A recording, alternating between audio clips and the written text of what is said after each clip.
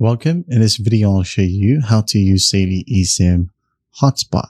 If you want to try Saily, you can use the link in the description or pinned comments to get the best available eSIM deal. It's the easiest way to set up your mobile data before traveling and follow this tutorial step by step.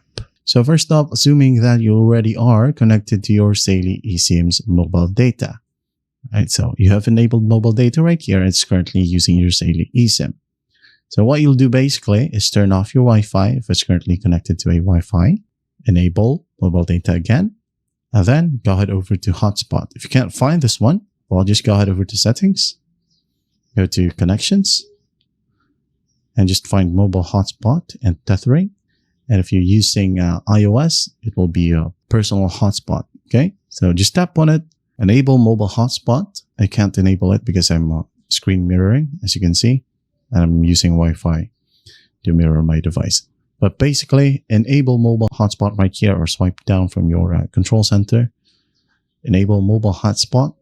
And then once that's done, if you haven't set it up yet, it would need you to create a password. So just go ahead and follow basic prompts, create a password, and after that, you should be good to go. People should now be able to connect to your Saily's hotspot, just like how you turn on hotspot with your regular SIMs. All right. That's how easy it is to set up. So again, that is how you use Saily eSIM Hotspot.